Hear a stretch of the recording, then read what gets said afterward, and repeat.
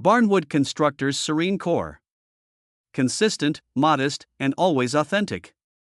Johnny Jett has been a fan favorite for a long time. Together with his skill and charisma, transforming neglected wood into masterpieces of art. On the other hand, there is a chilly narrative molded by hardship, giving up, and staying alive. Originating in rural Kentucky during his military service in Vietnam, Johnny's journey through life has been not hard. Even though it appeared like he had at last discovered contentment in pursuing his passion above all, a horrifying report regarding his demise sent admirers wild. Next question: who the one who became famous? What is truly oh no? Johnny Jett has vanished. The one with Johnny and his one who was older, Billy Jett's brother William Eugene, came from a tight-knit Methodist family residence where the values of religion and family were the beginning. Enjoying a rural Kentucky childhood plain but brimming with excitement. Mr. Johnny cherished discovery, and he has recollections of a tale from his 4th grade. What he and his pals could do: sneak away to the adjacent playground during recess, swim or fish in the brook. It was quick wait for the head of the school to understand, and their seemingly carefree exploits garnered them a 1 or 2 talks here and there. He went to Goddard and Flemingsburg schools, remaining at home. His father's the first of Billy's brothers to join the military in the United States Army and deploy to Vietnam. Upon witnessing the catastrophic effects of war personally, Billy strongly suggested that their dad prevent Johnny from enlisting and instead encouraged to pursue higher education instead. After that, upon which Johnny's decision to attend Morehead State was based after finishing high school, I planned to attend State University. But things didn't work out. Subsequently, he acknowledged that he was completely unaware of the instructors were attempting to discuss but ultimately failed all except one of his classes, literature and the arts. That one triumph filled him in on his own personality. He was in a spirit of innovation. Given that, realizing this, he changed his approach and officially registered with Maysville Community College to engage in drafting as a career path. He found a job after finishing the program. He began his career with Cincinnati Milling, Ohio business. He dedicated himself to alone in technical schematics and boards drawing, developing his abilities as a CAD artist. However, in 1969, he underwent a profound transformation upon being picked to join the military. It was Johnny who finished his basic military training at Fort Dix for 6 weeks, the Garden State. Yet, rather than being dispatched unimpeded, he was ordered to pursue Division of Engineering. Unexpectedly, he discovered returning to the drawing board, he employed exactly what he had mastered in academic institution. 1971, 2 years down the road, at long last, he was dispatched to Vietnam. Never in his life have to use force, but he frequently returned fleeing from one location while under attack to a different place. Those encounters made their imprint. While serving abroad, Johnny had a fall into a shadowy era. Substances used for personal use as narcotics like heroin and marijuana across all of Vietnam. Simple to locate and easy to give into. Lots of troops they evolved become a means of including Johnny the monotony and the crushing stress caused by sadness and anxiety. Upon his return to the house, his father extended a work for the water utility owned by the family. Coming from a family of helpers, it was routine tasks and an opportunity to start over he had lived. From my humble abode in Kentucky, due of the accessible narcotics, Johnny got back on their feet. There was a common theme in his statements: through it all, he found solace in his faith. Time, holding the belief that although God turned him becoming an addict, he might benefit from it, have a hard time doing quality work. While Johnny started to relate his tale meetings, giving speeches at rehabilitative initiatives and assisting others in their battles against our struggles with substance abuse. At the same time, it was already Billy's career path in carpentry, completing tasks that required taking apart and putting back together little houses made of wood. As he observed his sibling prompted Johnny to give it a go while on his own. At last, he came upon an old cottage he intended to transform into his own, but it was still living there with his brother and sibling who was renting it out. Damnation came knocking after the sister's death, and my sibling went to live in a nursing home. The owner of the property contacted Johnny. A proposition. He may be able to use the cabin if he was prepared to dismantle it and place it back together. Billy and Johnny tackled the task as a team. They took great care in dismantling the old cabin, transporting every log by hand to their rural property owned by a family. Afterwards, working in tandem, restored it from scratch. These two brothers have a deep affection for rustic cottages plus dilapidated barns. Oh, it wasn't simply a pastime. It was an element that connected their hearts. Unfortunately, 1995 was a sad year. When Billy's untimely death prevented him from bringing his last cabin project to a close. Being meticulous in their crafting and sense of dignity. Dedicated to paying tribute to his brother's recall, Johnny made the decision to do what Billy commenced. For assistance, he retrieved among his closest associates, Sherman Thompson, a competent carpenter, similar to Billy. Working in tandem, they finished the cabin and an even greater development started to take shape. The job was fun for Johnny, thus to the point when he informed his dad he was giving up his job to launch a cabin commercial enterprise. It was at the last possible moment more desirable. More and more people were looking for forested areas and Johnny came across possibility of transforming their mutual enthusiasm into an actual thing. Going forward, Sherman and Johnny set out on their journey, seeking find old-fashioned rural Kentucky villas that are over a century old. They would offer to purchase one for them in a methodical fashion, taking apart each layout and arranging the already cut logs in a space they dubbed there the graveyard. Something that began as a memorial for Billy developed into a successful enterprise over time. Their friendship quickly blossomed into well-respected as dependable sources for vintage, genuine lumber. Not only that, but they advertise products. The full repair and reconstruction services, restoring houses for those who wished to possess an early American history artifact. Back in 1996, destiny intervened. As Johnny unwinded on with a paintbrush poised on his back porch, as he marked Bal, a male, turned up. Mark had to during a visit to his home and West Virginia partner attending Morehead State when he set out to find abandoned cabins. He was informed about Johnny by the locals, who said he was the one to ask about his intentions. Accounts from the time of the pioneers. When they initially met has subsequently entered folklore in the area. Mark stated his name and claimed to be being considered for entry into the Log Lodge enterprise. Completely without a pause, in response, Johnny said that he was considering regarding escaping from it. In spite of converse, they immediately became friendly. The terrain was familiar to Johnny and Sherman. Property and assisted Mark in locating in a bewildering array of cottages situated around a 100 at the summer's conclusion. Following that, transferring several buildings to his Mark's own graveyard in West Virginia, so amazed that Sherman wanted to know if he would think about bringing them on board full-time. Dear Mark consented, and by 1998, Sherman and Johnny formally became members of his Antique Cabins and Barns, a new business.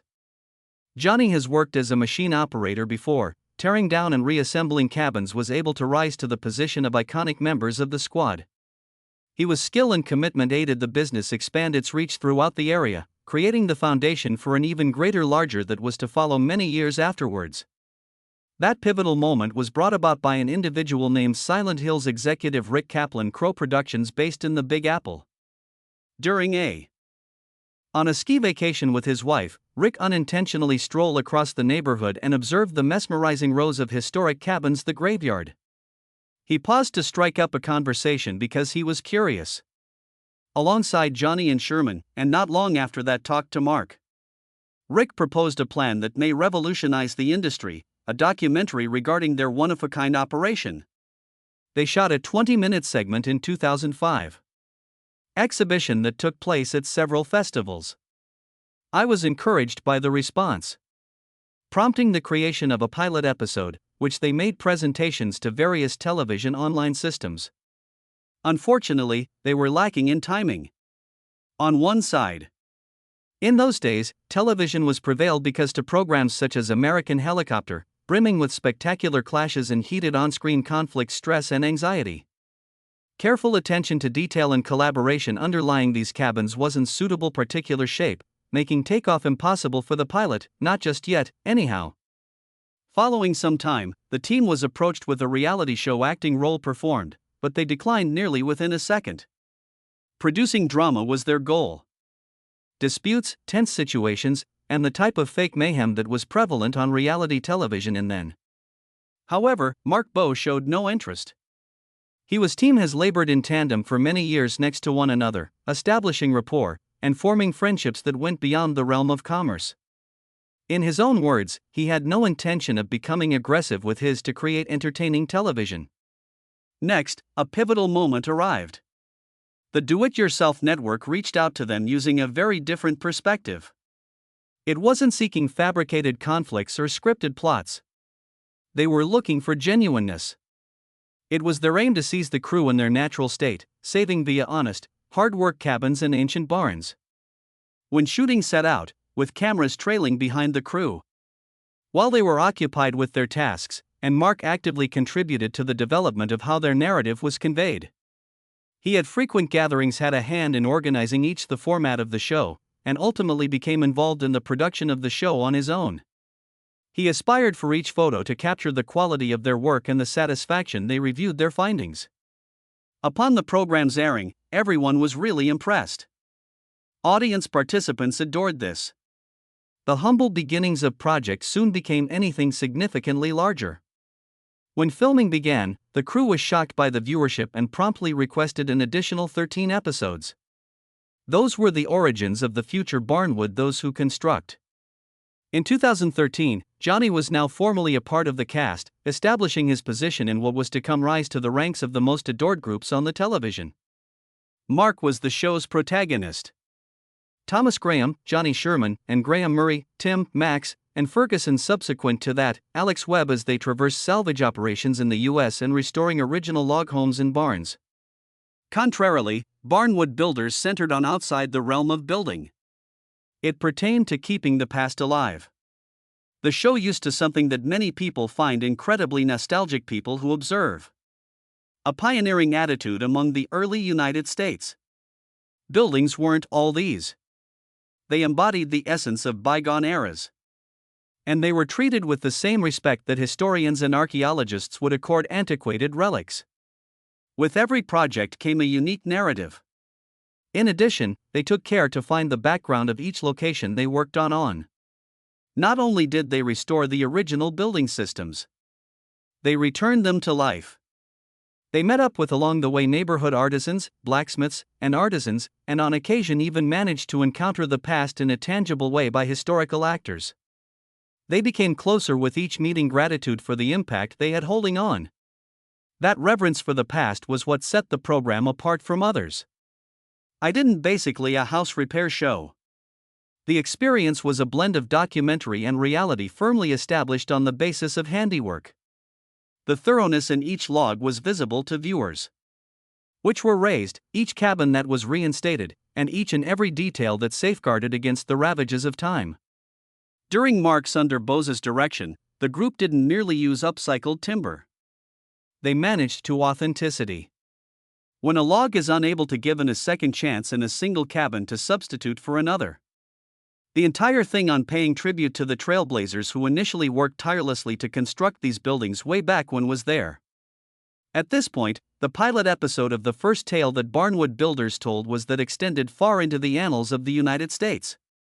The assignment given to Johnny and the team was to rescuing beams from an enormous barn in the city of Depot in Indiana. Initially constructed in that the incomparable president, the nephew of Abraham Lincoln, Josiah Lincoln. It was an enormous undertaking, not only in status and magnitude.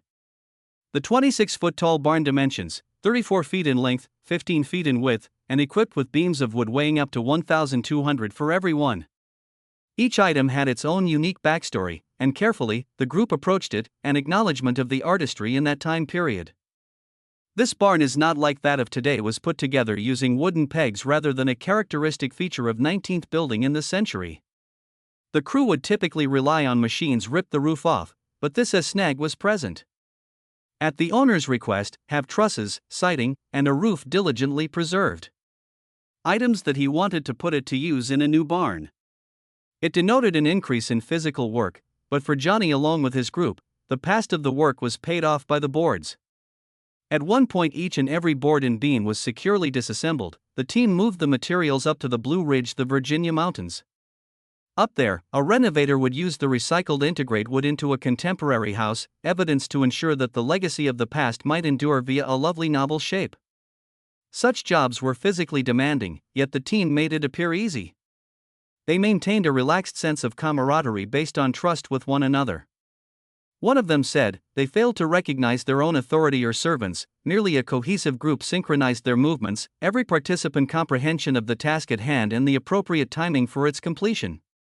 At Johnny Jett was the team's beating heart. Johnny has consistently brought a rare combination of charm, intelligence, and charisma on all projects. With his team, he explored rural America to great lengths, on projects that rehabilitated dilapidated barns, transforming abandoned cabins into habitable pieces of contemporary art. True magic was born from his hopped onto the back of a massive gears. He took care of those vast instruments, resembling those of a creative, in a composed and precise manner. Furthermore, while Johnny, the team's senior member, did more work than anyone else. Regardless of in the process of removing rafters or ripping moving with the help of metal sheets, he enthusiasm and drive. The results of his research demonstrated that others even see beauty in devastation when performed with sincerity and consideration for prior to it. The squad's Mark Bowskipper frequently mentioned that Johnny was the finest operator of the kind he had ever encountered. An accomplished artist who maintained his lack of pride. Due to his modesty, Johnny became a beloved by many. His sense of humor was evident, or even in an internet forum like Reddit Q&A, as his grandchild assisted in responding to fans' questions. He was asked how he would hone his forklift skills, to the point where Johnny lightly implied that it was derived from a lifetime of exercise without wishing to get off of it. However, there was a man behind the jokes who cherished his work, his neighborhood, and the natural splendor that surrounded him. On numerous occasions discussed the journey that the show sent him on to remarkable locations that feature the Four Corners area that stands out as a result of his personal favorites. Departing from the verdant foliage of the Appalachians, he found the expansive arid terrains and their palette of hues and shapes. The crew from Barnwood Builders also released a moving memorial for Johnny on social media press, praising his work as an artist and a man of trust, an expert laborer, and the vast majority above all, a trustworthy companion. Having love went beyond the realm of the workplace. Mr. Johnny on a regular basis entertained fellow actors at his summer cottage in the Kentucky countryside, where we spent a lot of time telling each other stories, creating lasting impressions. It was Mark Bow who said on the property where Johnny resides and the community became like an extended family too. Authentic connections that shaped their relationship via the lens and out of the optic. While on vacation and while filming, the crew would occasionally chase initiatives for self-improvement. Dear Johnny, who were recovering the days of the pioneers established long before the program aired, at one point came upon a pre-existing chapel that was buckling under the strain of its own mass. Looking at abilities lying dormant within, he managed to save the still usable lumber and started restoration in Fleming County. At the time the remainder of the group discovered his true identity, they chipped in to help take it apart, the building as a whole. The swiftly acknowledged by the production crew that splendor of the present and made the choice to host the segment despite the fact that it on that particular season's calendar. As Barnwood Builders became more well-known, many admirers couldn't wait to see the renowned cemetery, where the workers laid down and back up and running logs. However, ensuring visitors were obligated to marvel at peering over the fence. There was no tourist attraction, but an authentic building site. The sincerity played a role of the things that fans enjoyed about the show. Regardless of during the show actual customers and actual endeavors, rather than planned or prefabricated drama. That promise was made by Mark B to sincerity immediately apparent. He was opted out of initial network offers that was hoping to introduce fabricated crisis into the show, adamantly declining to feuds on television that start as friendships. He was wished to maintain an emphasis on the art form, collaboration, as well as the background. That Barnwood Builders received its inner being. Launching on the DIY network, the program ushered forth a fresh chapter in November 2022, when Joanna and Chip, with Gaines's help, the channel evolved into the Magnolia Network. It was their own decision. Barnwood Builders will join forces with them for new cast members, revitalizing the show, a larger audience, and the limelight. The game was a success. Popularity skyrocketed, going from 60 million houses to about on a global scale. However, unanticipated rumors began to circulate, highlighting the precariousness of attainment and the reality underlying it are actually be. As soon as word got out that following Johnny Jett's passing, followers of the builders at Barnwood were taken aback. It grew rapidly, and to be honest, the vast majority of individuals was initially convinced.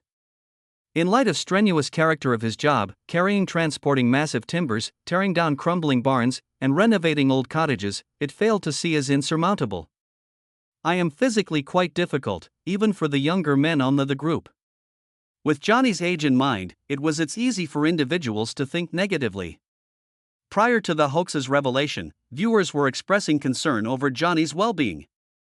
Thus, when the adoring public arrived when perusing a person's internet memorial swiftly became a source of widespread alarm. Upon further inspection, however, everyone became aware that it was a whole separate person hailing from Houston, Texas. Feelings of relief were without delay. I hope Donna, Johnny's wife, and Jonathan, his grandkids, and Nicholas, his son's offspring, the late Johnny Eugene Jett, who lived from in 2017, were unfazed by the misleading reports. Johnny learned of the death when the scam, he was taken aback. Nevertheless, when as usual, Johnny soaked it all in stride. Instead of losing his temper, he with an emphasis on the flood of love and pleasant remarks that came afterward. That favorable he is characterized by his viewpoint. I'd call him a devout individual, whose moral compass is tracing the path set down for him by his rescuer. Those who enjoy Barnwood Builders are aware that without fail, Johnny faces adversity head-on. Routine tasks. In the midst of a brutal heat wave or despite the icy weather, he's never been seen. While maintaining composure and a smile. He was confidence, and a strong work ethic have integrated a key component that sets the program apart.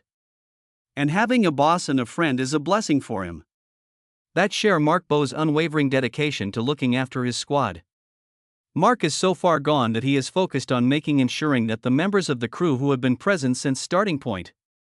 To paraphrase Johnny, leisurely retirement at the ready. Johnny has plenty to do while he's not on the show. Alongside his other great love, his art. He makes one-of-a-kind, handmade items that echo his profound gratitude for tradition and skill. All of his sells like hotcakes on the internet, a proof of how many people admire his originality. By utilizing in about $400,000 in net worth, Johnny has created a stable, satisfying maintain his own life and Donna's. They continue. Most people keep their private life private. But to an individual with the modesty and stability of Johnny, I was expecting that. He maintains a regular appearance on Barnwood. His function as a builder is still crucial. Mark, Johnny, and the rest of the team have questioned long-held assumptions regarding artisan from the Appalachian Mountains. Their definition of the essence of hillbilly life, demonstrating the universe that it truly concerns perseverance, taking pleasure in one's art form. They travel the world for their job. Across the country in the East, locating old cottages and barns that require storing money. However, in the event that the squad encounters a difficult or potentially dangerous task, Johnny is the man for the job. It to someone they have faith in. His accuracy, tolerance, together with profound reverence for his materials make him unique. Each time he fixes something, through time, he is beginning to feel like he has played a role in that situation. In the realm of restoration, Johnny goes by the name of the cool, competent demolition man. Whoever gets things done calmly and without incident. His work as a gallery of Barnwood constructions from at the outset. Plus, it's not easy to try to picture the program without him.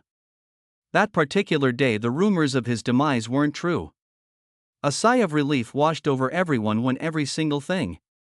The members of the cast and crew obviously not planning to slow down anytime soon, and Johnny also doesn't. For the time being, there are cottages to deconstruct and barns to preserve. He will be present performing his loves. Frequently, he considers how lucky he has been to earn a livelihood from in the direction of an enjoyable activity, bearing in mind that individuals fortunate enough to fulfill their passions on a daily basis are really blessed individuals. In spite of his achievements and his subsequent notoriety, Johnny maintains his self-perception as an ordinary guy. He feels that he's simply been very fortunate. Also, perhaps, as he often puts it, it seems that God is particularly fond of